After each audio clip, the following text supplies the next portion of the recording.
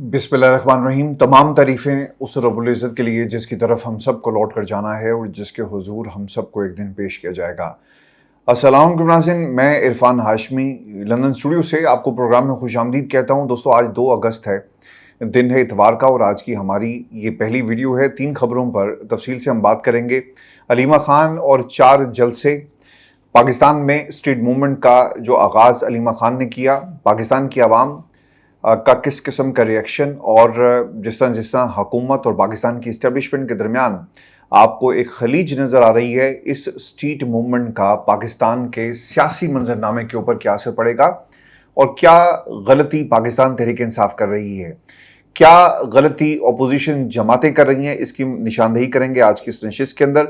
और दोस्तों, मुराद सईद साहब का वही पैगाम जो मैंने आपको अपनी पिछली वीडियो में दिया इमरान खान की सेहत को लेकर, वो पैगाम क्या था और हमारा कंसर्न मुराद सईद साहब ने जिस तरह से उसको एलेबोरेट किया, इसका भी मुकम्मल हाल वाला आपके सामने रखेंगे। और दोस्तों, जाती उमरा में एक इंतहाई अहम बैठक हुई है और पाकिस्तान की इस्टेब्लिशमेंट को एक इनडायरेक्ट पैगाम भेजा गया कि नेशनल एक्शन प्लान के ऊपर अमल दरामद किस हुकूमती वजीर की जिम्मेदारी थी और वो किसके घर की नुमाइंदगी करता है, ये सवाल है जाती उमरा के रहने वालों का। और दोस्तों, पाकिस्तान में जिन लोगों ने ये सवाल किया उनका पूरा सियासी शजर नस्ब भी आपके सामने रखेंगे, क्योंकि ये कहानी शुरू होती है 1985 से, जब पहली मरतबा नवाज शरीफ साहब इक़्तिदार की कुर्सी पर बैठे। किसकी मर्जी से, किसकी आशीर्वाद से उन्हें ये कुर्सी मिली और 1985 से लेकर आज तक इस खानदान ने पाकिस्तान के लिए क्या कुछ किया, ये भी आपको दिखाएंगे। और आज वो किस मुंह से पाकिस्तान की इस्टेब्लिशमेंट से हिसाब लेने की बातें कर रहे हैं। दोस्तों, ये तमाम लोग मुकम्मल तौर पर एक्सपोज हो गए, इमरान खान सुरखरू हो गए और इमरान खान की माजी की बातें आज किस तरह से सच साबित हो रही हैं, इसका भी एक कंपैरेटिव एनालिसिस आपके सामने रखेंगे आज के इस प्रोग्राम में। लेकिन इस प्रोग्राम का आगाज करेंगे अलीमा खान की स्ट्रीट मूवमेंट से, क्योंकि इसे पाकिस्तान में मुकम्मल तौर पर सेंसर कर दिया गया और नेशनल मीडिया, सरकार का मीडिया इसे आप तक नहीं पहुंचा रहा। और अलीमा खान की इस मूवमेंट को तारीख लिख रही है, लेकिन हमारे मुल्क का लिखारी, हमारे मुल्क का सहाफ़ी अपनी खबरों में इन तमाम जो वाक़यात हैं इनको सेंसर कर रहा है।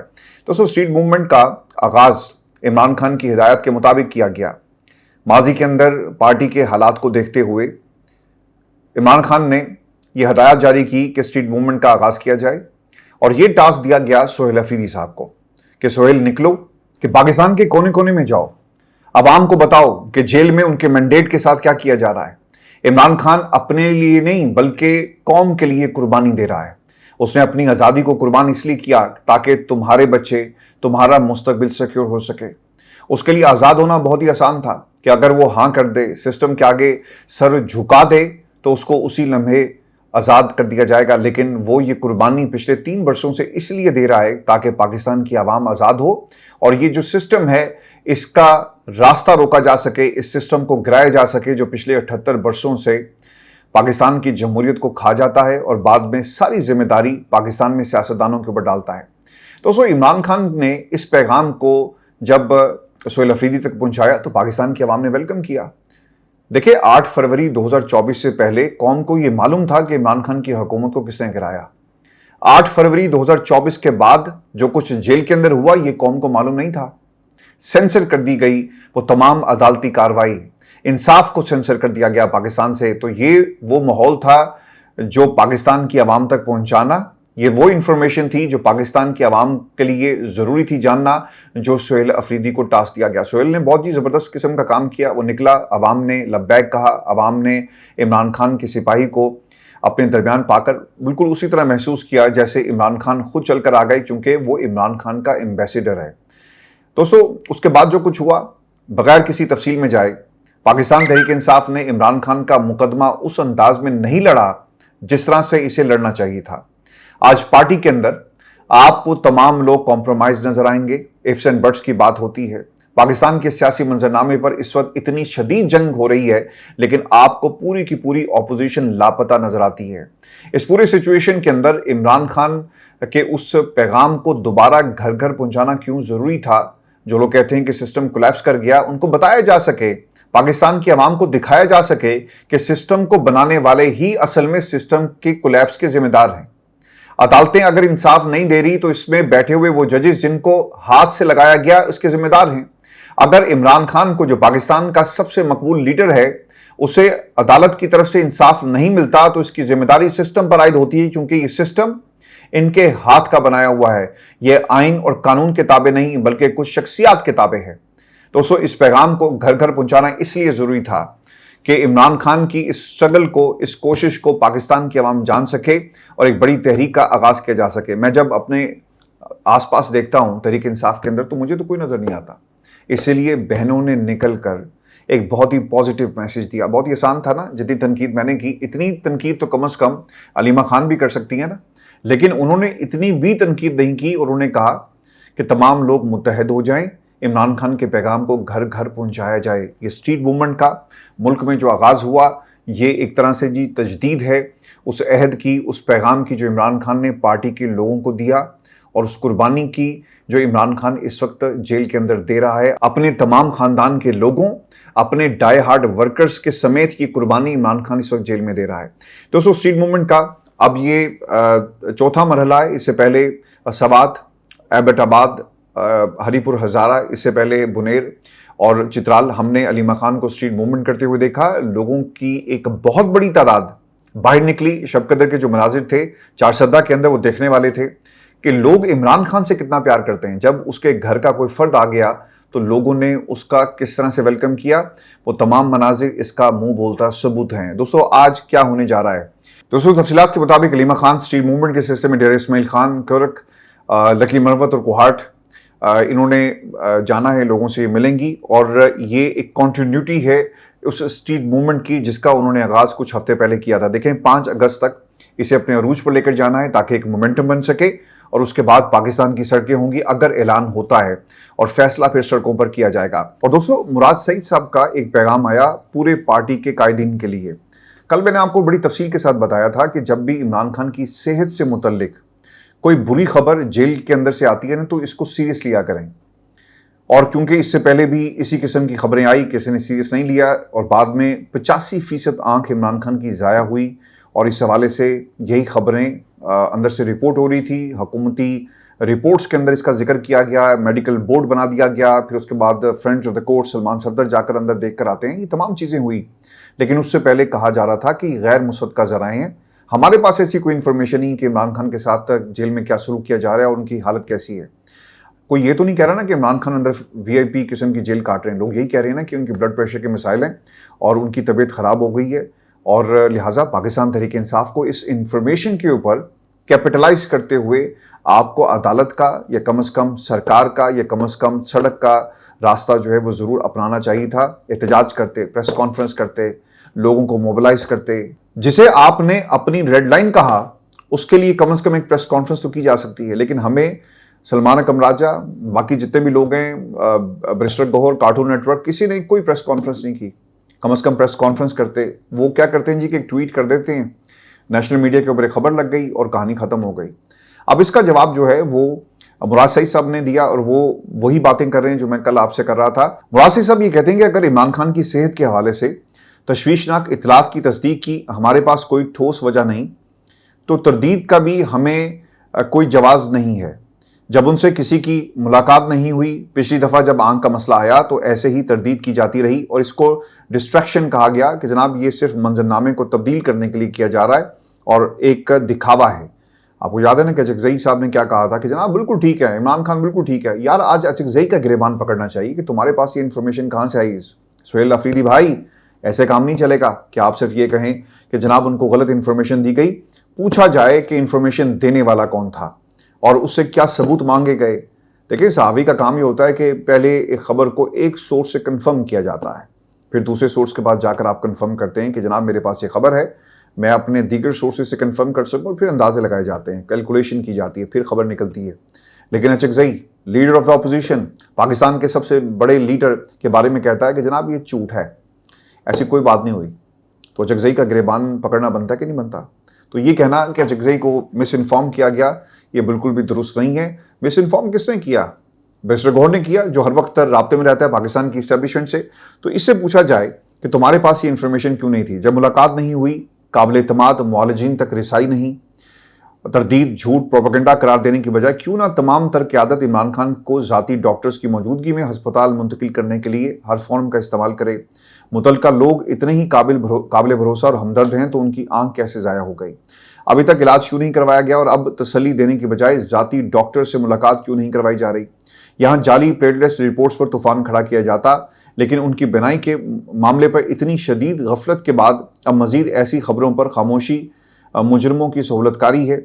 जैसे पिछली दफ़ा 8 फरवरी के इवेंट का इंतज़ार करते हुए 2 हफ्ते ज़ाया किए गए, इस दफ़ा बेशक 5 की तैयारी जारी रखें, लेकिन फ़ौरी तौर पर क़यादत और सूबाई हुकूमत हर आइनी और कानूनी और अवामी फॉर्म इस्तेमाल करे। तस्दीक की वजह नहीं तो तरदीद का भी कोई जवाज़ नहीं है। तो ये उन्होंने बात की और मेरी उस बात को उन्होंने इंडोर्स किया। मिनवन जो कल आपको बड़ी तफसील के साथ कह रहा था कि भाई ताड़े कोल कड़ी इन्फॉर्मेशन है, if you don't have the access कि कंफर्म किया जा सके खान साहब कैसे हैं, तो आपके पास वो एक्सेस नहीं है, बिल्कुल ठीक है। तो अंदर से खबर आई कि खान साहब की तबीयत ठीक नहीं है, उनके हाथ हिल रहे हैं, उनको ब्लड प्रेशर का मसला है, उनको अस्पताल मुंतकिल किया गया, डॉक्टर जाकर चेक कर रहे हैं, एक अलार्मिंग सिचुएशन है। तो कौन होता है कोई ये कहने वाला कि जनाब ये खबर जो है वो झूठ का पलंदा है? जब तक कंफर्मेशन नहीं होती, लोग जाकर खुद नहीं देखते। मेरा ख्याल है कि हर खबर को सीरियस लिया जाए, ख़ासतौर पर ऐसा जब पाकिस्तान के अंदर ट्रैक रिकॉर्ड है जिनका कि इन्होंने जो कौमी लीडर्स हैं उनको मारा है, इन्होंने कौमी लीडर्स को पाकिस्तान की सियासत से माइनस करने के लिए हर हद तक गए। आज इमरान खान के हवाले से जो खबर आई, इसको संजीदा लिया जाए। और फिर आपको पाकिस्तान के सियासी मंजरनामे के हवाले से एक इंतहाई अहम खबर मैं वो भी आपके साथ शेयर कर दूं। जाती उम्रा में एक इंतहाई अहम मशावरती इजलास हुआ जिसमें इसहाक डार, मरीम नवाज शरीफ साहब ने शिरकत की है। और उसके बाद ख्वाजा आसिफ साहब की ट्वीट से पता चलता है कि इस बैठक में किस किस्म के फैसले किए गए और मौजूए बहस क्या था इस मशावरती इजलास का। दोस्तों, ख्वाजा आसिफ साहब की अगर आप उस ट्वीट को पढ़ें तो आपको पता चल जाएगा कि नवाज शरीफ साहब ने एक इनडायरेक्ट पैगाम ख्वाजा आसिफ के ज़रिए पाकिस्तान की इस्टेब्लिशमेंट को दिया, यानी एक सॉफ्ट किस्म का पैगाम था जो इस्टेब्लिशमेंट तक पहुंचा दिया गया। क्योंकि दूसरी तरफ से बराह रास्त इस हुकूमत के इत्तेहादियों के ऊपर, इन तमाम ख़ानदानों के ऊपर, इन तमाम मरूसी किरदारों के ऊपर खुलकर तनकीद की गई है। दोस्तों, ये मामला शायद आगे ना बढ़ता अगर ये तनकीद जो है सिर्फ मोहसिन नकवी साहब करते, और मोहसिन नकवी साहब ने कुछ अपना कंसर्न शो किया। पाकिस्तान के अंदर जो डेमोक्रेसी है, एक बुसीदा निज़ाम, और इसके अंदर बहुत सारी और भी ऑप्शंस मौजूद हैं जिसका उन्होंने जिक्र किया। अगर ये बात यहाँ तक रहती तो शायद इस तरह से इसका एक जवाब ना आता। लेकिन दूसरी तरफ जब DGI-SPR ने उन तमाम सवालों का जवाब दिया जो मोहसिन नकवी साहब से मुतल्लिक थे, वो तमाम कंसर्न जो इन तमाम स्टेटमेंट्स के अंदर मौजूद था, जिसको एड्रेस किया और फिर इन तमाम ख़ानदानों को बेनकाब किया जो पाकिस्तान में पिछले 78 बरसों से हुकूमत कर रहे हैं। और उसके बाद मुशावरती इजलास का जाती उम्रा में बुलाना तय था। दोस्तों, अगर आप ख्वाजा आसिफ की ट्वीट को पढ़ें जो इस मुशावरती इजलास के बाद उन्होंने की, तो उससे आपको पता चल जाएगा कि किस किस्म का कंसर्न पाकिस्तान मुस्लिम लीग नून के अंदर पाया जाता है, उनका मुखातिब कौन है और वो आने वाले दिनों में क्या करने जा रहे हैं। और फिर उन्होंने इस ट्वीट के जरिए पाकिस्तान की इस्टेब्लिशमेंट को बराह रास्त क्या पैगाम दिया, क्योंकि दूसरी तरफ से भी एक बराह रास्त पैगाम ना सिर्फ नून लीग को बल्कि पाकिस्तान की तमाम सियासी जमातों को दे दिया गया। और दोस्तों, जब ये खबर आई ना कि सिस्टम कोलैप्स कर गया है, कोई माने या ना माने, और उसके बाद DG साहब की प्रेस कॉन्फ्रेंस जिसने मोहर लगा दी और एक पैगाम था पाकिस्तान की तमाम सियासी जमातों को, तो मैंने नून लीग और पीपल्स पार्टी के कैंप्स के अंदर ये जानने की कोशिश की कि वहाँ पर चल क्या रहा है। एक तो फौरी तौर पर ऑर्गेनिक रिएक्शन आया ना, पाकिस्तान तहरीक इंसाफ के जो फॉलोअर्स हैं और जो पाकिस्तान की आवाम है, जिन्होंने फौरी तौर पर सिस्टम की जो असलियत है वो कौम के सामने रखना शुरू कर दी कि इमरान खान तो पहले कह रहा था कि सिस्टम कोलैप्स कर जाएगा और तुमने इमरान खान को सिस्टम से अलग किया, देखो सिस्टम जो है कैसे धड़म से ज़मीन पर गिर गया, और तुम इमरान खान को एलिमिनेट करके सिस्टम को बचाने निकले थे, लेकिन आज खुद तुम इस सिस्टम का हिस्सा होकर कह रहे हो कि सिस्टम जो है वो नहीं चल रहा।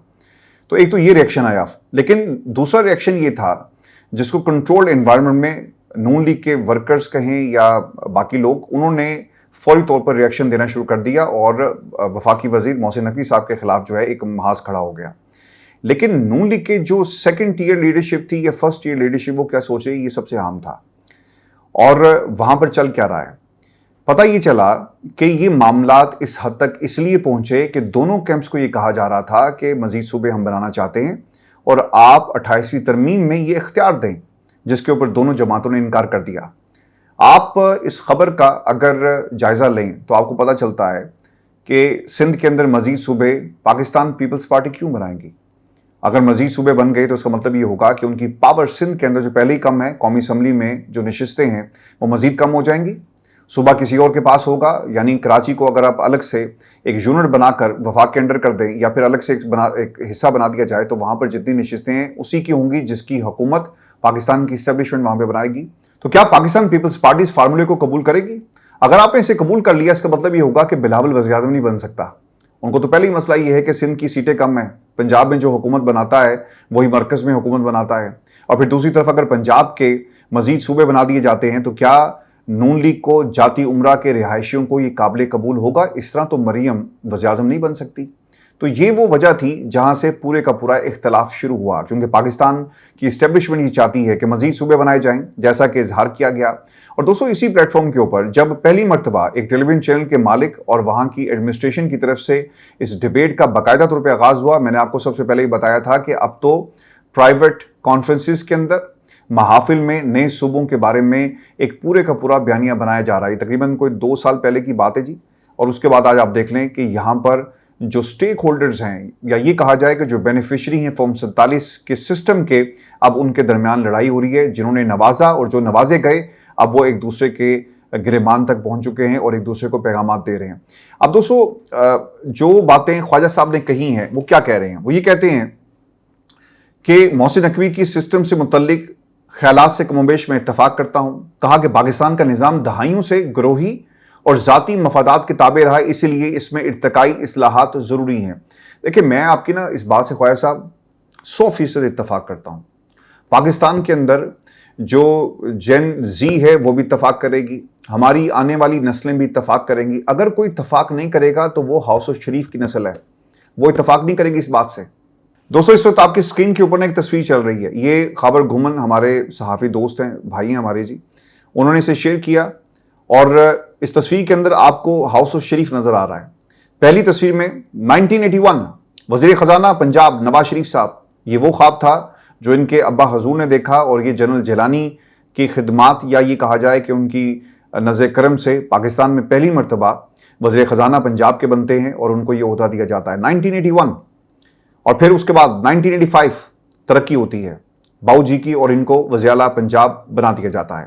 یہ سفر یہاں پہ ختم نہیں ہوتا، 1985 میں یہ دوبارہ سے پنجاب کے وزیر اعلیٰ بنتے ہیں اور پھر 1988 میں انہوں نے ہیٹرک کی اور دوبارہ سے پنجاب کے وزیر اعلیٰ بنے. 3 مرتبہ جب وزیر اعلیٰ بن گئے تو پھر ایک دن ان کو خیال ہی آیا کہ کیوں نہ اب پاکستان کی سب سے بڑی کرسی کے اوپر ہم بیٹھیں، اور انہوں نے یہ خواب دیکھا. اس خواب کی تکمیل کے لیے انہوں نے کوششیں کی اور 1990 میں پاکستان کے یہ وزیر اعظم پہلی مرتبہ بنتے ہیں. اس کے بعد 97 کے اندر دوبارہ نواز شریف صاحب وزیر اعظم بنے. 2008 میں ان کے بھائی جو تھے وزیر اعلیٰ پنجاب شہباز شریف صاحب، وہ اس کرسی پر بیٹھے. یعنی جو کرسی ہے وہ خاندان کے اندر گھوم رہی ہے. پھر یہ سلسلہ یہ نہیں رکتا، 2013 کے اندر نواز شریف صاحب دوبارہ آتے ہیں، وہ ملک کے وزیر اعظم بنا دیے گئے، اور جن حالات کے اندر وہ آئے وہ بھی قوم سے چھپا ہوا نہیں ہے، پورے کا پورا جو منظرنامہ ہے.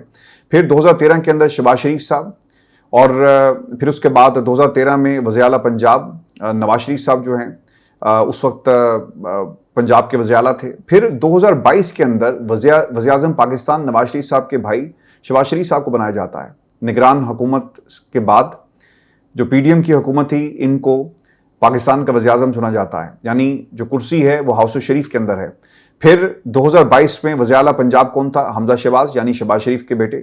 پھر 2024 کے اندر وزیر اعلیٰ پنجاب کا کون ہے؟ مریم نواز. اور ملک کا وزیر اعظم کون ہے؟ شہباز شریف صاحب. کس کے بھائی؟ نواز شریف صاحب کے. یعنی ان پچھلے یہ جو 30-35 سال بنتے ہیں نا جی، 1981 سے آپ حساب لگا لیں، تقریباً کوئی 36-37 سال یہ کس نے حکومت کی ہے پاکستان کے اندر؟ ہاؤس آف شریف نے. اسی طرح زرداری خاندان ہے. تو دوستو یہ ہے سسٹم کا وہ ایک حصہ جو پاکستان میں پچھلے 37 برسوں سے حکومت کر رہا ہے، یعنی ہاؤس آف شریف. دوسرا حصہ ہے بھٹو خاندان کا، اور پھر جو سب سے بڑا حصہ ہے وہ پاکستان کی اسٹیبلشمنٹ کا جو بار بار مداخلت کرتا ہے. اگر یہ سسٹم کولیپس کر رہا ہے، ذرا ان گھرانوں کو دیکھو، ان خاندانوں کو دیکھو، ان کے چہروں کو دیکھو، ان کے بچوں کو دیکھو، ان کی خواہشات کو دیکھو، اور انوکھے لاڈلے ہیں وہ بار بار پاکستان کی سب سے بڑی کرسی پر بیٹھنے کی خواہش کرتے ہیں. دوستو خواجہ صاحب نے جو بات کی نا، میں بالکل ان سے اتفاق کرتا ہوں کہ کچھ گروہ اور کچھ ذاتی مفادات. بھائی 37 سالوں سے تو آپ کا پیٹ نہیں بھرا, آپ کی خواہشات جاگ جاتی ہیں, یعنی خواہشات اتنی جاگی کہ آپ اس خواہش کو لے کر کشمیر بھی چلے گئے. جب ضرورت پڑتی ہے آپ بلوچی بن جاتے ہیں, جب ضرورت پڑتی ہے آپ کشمیری بن جاتے ہیں, جب ضرورت پڑتی ہے آپ پنجابی بن جاتے ہیں, سندھی بن جاتے ہیں. یار کتنے رنگ ہیں تمہارے, اور آپ پاکستان کی عوام کو کہتے ہیں کہ صبر کرو, وفاداری دکھاؤ.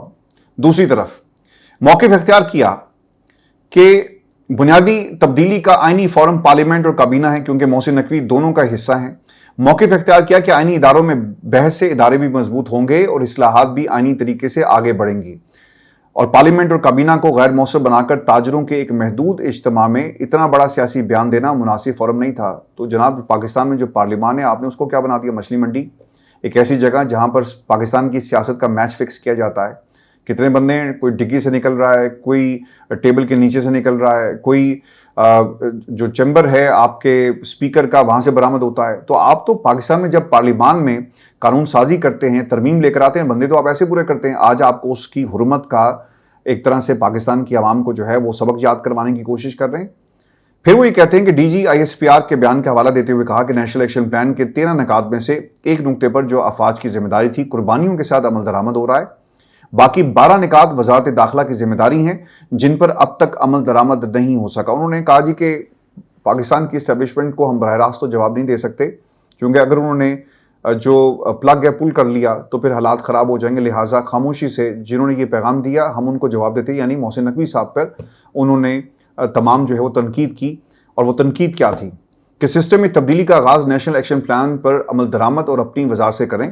وہ محسن نقوی صاحب کو یہ کہہ رہے ہیں کہ جناب اگر 13 نکات میں سے ایک جو نقطہ ہے قربانی کا وہ پاکستان کی فوج دے رہی ہے, باقی 12 نکات آپ کی ذمہ داری تھی, لیکن 37 برسوں سے حکومت کرو تم, پالیسیز جو ہیں وہ تمہاری الٹی ہو جائیں, پاکستان کے حالات خراب کرنے میں, سیاسی حالات خراب کرنے میں, اور پاکستان کے معاشی حالات خراب کرنے میں, اور پاکستان کی جمہوری حالات خراب کرنے میں تمہارے خاندان کا ہاتھ ہو, اور تم کہو کہ ذمہ داری صرف ہماری نہیں ہے اور ذمہ داری ان کی ہے اور وہ جواب دیں گے. یہ تمام لوگ دیکھیں سسٹم کے اندر یہ تمام ذمہ دار ہیں. آج ہم جہاں پر کھڑے ہیں ان کی ذمہ داری تھی. اصلاحات کا آغاز وزارت داخلہ سے کیا جائے تو صرف تاجر برادری ہی نہیں بلکہ پوری قوم ان کا ساتھ دے گی. اب اس کے اوپر مزمل اسلم صاحب نے جواب دیا کہ بھائی جان محسن نقوی صاحب جس پارلیمنٹ اور کابینہ جس میں نہیں آتے, کبھی سوچا ہے کیوں نہیں آتے؟ کیونکہ ان کی بدولت اور کارآمد یعنی فارم 47 آپ سارے فارم 47 کے امیدوار بنے. آپ جناب کی تو کل 17 سیٹیں تھیں. کبھی سوچا ہے کہ غیرت اور حیا کتنی بڑی چیز ہے؟ آپ دوسرے کو کچھ شرم اور کچھ حیا کے الفاظی کرتے ہیں, کبھی اپنے لیے لازم نہیں کہ آپ یہ الفاظ بھی استعمال کریں. یہ خیر انہوں نے بات کیا. اس کے اوپر دوستو جو مسلم لیگ نون کے قریب سمجھے جانے والے صحافی ہیں ان کا بھی ایک تجزیہ ہے, کیونکہ دیکھیں وہ بھی ایکٹیو ہو گئے نا. فوری طور پر آرگینک جو اس کا ریئیکشن تھا اس بیان کے بعد آ گیا. عمران خان ایک کمپیریزن لوگوں نے کرنا شروع کر دیا, خان صاحب کی سٹیٹمنٹس آنا شروع ہو گئی. پھر اس کے فوری بعد پاکستان سے بیٹھے ہوئے باہر اکاؤنٹ سے اس کے اوپر تنقید شروع کر دی, اور اس کے بعد جو ان کی سیکنڈری لیڈرشپ تھی وہ ایکٹیو ہو گئی اور ایک دوسرے کو برا بھلا انہوں نے کہنا شروع کر دیا. لیکن اس مشاورتی اجلاس کی جو پوری کہانی ہے وہ آپ کو اس ٹویٹ کے اندر ملے گی, اور پھر آپ کچھ صحافی بھی اپنے ویلاگس کے اندر اس کے اوپر تبصرہ کر رہے ہیں. پاکستان مسلم لیگ نون نے ری سیٹ منصوبے کا ڈٹ کر مقابلہ کرنے کا فیصلہ کر لیا ہے. یہ جی طلعت حسین کا خیال ہے. اس معاملے پر نواز شریف کی ریڈ لائنز اب کھل کر سامنے آ چکی ہیں, جن کی جھلک رانا ثناء اور خواجہ آصف کے بیانات, وزیر اعظم شہباز شریف, مریم نواز اور اسحاق ڈار کی موجودگی میں ہونے والی ملاقات کے بعد جاری ہونے والے اعلامیے میں دیکھی جا سکتی ہے. محسن نقوی کا بیانیہ اب تک کسی بھرپور جوابی وار سے بچا رہا, لیکن D G I S P R کی جانب سے ری سیٹ کے تصور کی حمایت کے بعد مسلم لیگ نون کو محسوس ہوتا ہے کہ اب یا تو وہ کھل کر اپنا موقف بیان کرے ورنہ بعد میں پچھتانے کا موقع بھی نہیں ملے گا, اور مسلم لیگ نون جو ہے وہ ٹائم پر فیصلہ کرے گی. دیکھیں یہ آپ اس سے اتفاق کریں یا نہ کریں, لیکن پاکستان مسلم لیگ نون نے سیاست کے اندر وہ فیصلے اپنی بقا کے لیے تھے یا سیاسی گھرانوں کے لیے, لیکن وہ وقت پہ فیصلے کرتے ہیں, اور سیاست کے اندر ٹائم بڑا امپورٹنٹ ہوتا ہے. پاکستان تحریک انصاف کہاں ہے سر؟ کہیں ہے؟ آپ دیکھ لیں اتنا بڑا ایک ایونٹ ہو گیا, جو نظام کے چلانے والے تھے آپس میں ایک دوسرے کے اوپر تنقید کر رہے ہیں. پاکستان تحریک انصاف آپ کو لاپتہ نظر آتی ہے. کہاں ہے چکزئی؟ کوئی اسٹیٹمنٹ آج کے دن میں آپ کو نظر آئی؟ کوئی اسٹیٹمنٹ نہیں ہے. منسٹر گور کہیں نظر آ رہا ہے؟ سلمان اکرم راجہ جو احتجاج میں مٹیریل تھا, وہ میرے بھائی آئینی اور قانونی لحاظ سے تو ایک پریس کانفرنس آپ کر سکتے ہیں, بصد احترام آپ سے بہتر جو ہے کوئی وکیل اس پورے مقدمے کو نہیں لڑ سکتا جو پاکستان کی جمہوریت کا مقدمہ ہے. بہت اچھی آپ لفاظی کرتے ہیں, اور جب آپ بول رہے ہوتے ہیں تو آپ کی الفاظ کی سلیکشن سے یہ ظاہر ہوتا ہے کہ آپ اپنے وقت میں ایک بہترین مقرر تھے. مجھے نہیں پتا کہ آپ ڈیبیٹنگ سوسائٹی میں رہے یا نہیں رہے، لیکن آپ کے الفاظ سے یہ ظاہر ہوتا ہے. تو آپ لڑیں، الفاظ سے لڑیں، تحریک چلائیں، الفاظ سے تحریک چلائیں، لیکن ہم نے یہ بھی ہوتے نہیں دیکھا. اب سار عالم نے لکھا کہ سابق وزیر اعظم نواز شریف کے دور میں 7 اکتوبر 1998 کو سابق آرمی چیف جنرل جہانگیر کرامت کو ایک تقریر میں گورننس پر اعتراض کرنے کے بعد استعفیٰ دینا پڑا. 30 جولائی 26 کو وزیر داخلہ محسن نقوی نے کہا کہ گورننس نظام سب فیل ہو چکا، اب وزیر اعظم شہباز شریف ہیں، کون جائے گا. مزید کہا کہ اگر نیشنل ایکشن پلان کے بقیہ 13 نکات پر کام وزیر داخلہ نے کرنا تھا تو پہلے ان کو کابینہ میں کھڑا کر کے پوچھا جائے کہ پچھلے 3 سال انہوں نے ان 13 نکات پر کیا کیا. وزیر اعظم اور کابینہ ان سے پرفارمنس رپورٹس لے، احتساب کرے اچھے کام کے مارکس تھے، اور اگر فیل ہیں تو ایگزٹ ڈور دکھائیں. یعنی سخت الفاظ کا انہوں نے چناؤ کیا. پھر انہوں نے پاکستان میں جو اپوزیشن جماعت ہے، آئی ڈونٹ نو لوگ کون ہیں، لیکن ایک اسٹیٹمنٹ میرے سامنے آئی، انہوں نے اپنے خیالات کا اظہار کیا. اپوزیشن رہنماؤں نے ایک پریس کانفرنس کی. ملک کی مجموعی صورتحال 4-5 سال کے بعد آپ کو احساس ہوا کہ سسٹم نہیں چل رہا. میرے بھائی بات یہ ہے کہ اچکزئی صاحب کو آنا چاہیے تھا، پریس کانفرنس کرنی چاہیے تھی، انہیں بولنا چاہیے تھا، وہ نہیں بول رہے. علامہ راجہ ناصر عباس صاحب، آپ کو بولنا چاہیے تھا، آپ نہیں بولے. آپ سب لوگ جو ہے نا اپنی بھی جگہ پر، آئی ڈونٹ نو آپ کیا سوچتے ہیں یا سسٹم نے آپ کو کس طرح سے کمپرومائز کر لیا، لیکن یہ آپ کی اس کرسی کا ایک مینڈیٹ ہے، اس کرسی کی ضرورت ہے، اس کرسی کا تقاضا ہے، اس منصب کا تقاضا ہے کہ آپ بولیں. یہ پاکستان کی سیاست کی بات ہو رہی ہے، یہ پاکستان میں صرف عمران خان کی رہائی کا معاملہ نہیں ہے. یار یہاں تو کم از کم بولو. اور سیاست کیا ہوتی ہے وہ بھی اسکرپٹ آپ کو لکھ کر دیا جائے گا کہ جناب یہ 5 نکات ہیں، یہ جا کر آپ نے بولنے ہیں. برسٹر گوہر سے کوئی پوچھے کہ ملک کے اندر اتنا بڑا آپ ایک ایونٹ کرتے ہیں اور اس کے باوجود آپ خاموش ہیں. یہ ایونٹ آپ نے کیا نہیں ہے، یہ ایونٹ ہو گیا ہے. اسٹیبلشمنٹ کہہ رہی ہے صوبے بناؤ، وہ کہتے ہیں ہم نے نہیں بنانے. صوبے بنا لیے، پاکستان کی سیاسی جماعتیں جو ہیں وہ بکھر جائیں گی. انہیں پتا ہے کہ یار اگر آج ہم نے آئین ان کے حوالے کر دیا، 26ویں 27ویں ترمیم سب کچھ ان کے حوالے کر دیا، ان کو تاحیات استثنا دے دیا، سب کچھ ان کے حوالے ہے، اور اس کے بعد اگر صوبے بھی ان کے پاس چلے گئے تو پھر ہم اس کو کبھی بھی ریورس نہیں کر سکیں گے. چھوٹے چھوٹے انہوں نے نا صوبے بنا لینے ہیں، پاور جو ہے اس کو تقسیم کر دینا ہے. اور کسی صوبے میں 15 سیٹیں ہوں گی قومی اسمبلی کی، کہیں پر 13 ہوں گی. آپ پولیٹیکل پارٹیز کو وہاں کھڑا نہیں کر سکتے. یہ جو کشمیر کے اندر 2 حلقوں میں الیکشن کروا رہے ہیں، کیوں؟ تاکہ اس کو مینیج کیا جا سکے، دھاندلی کو مینیج کیا جا سکے. اسی طرح پاور کو بھی مینیج کیا جائے گا. اگر کراچی کی 20 سیٹیں کسی جماعت کے پاس چلی گئی تو پھر آپ کیا کریں گے؟ آپ کچھ نہیں کر سکتے. یہ ہماری آج کی ویڈیو تھی. اپنا خیال رکھیں، اجازت دیجیے. اللہ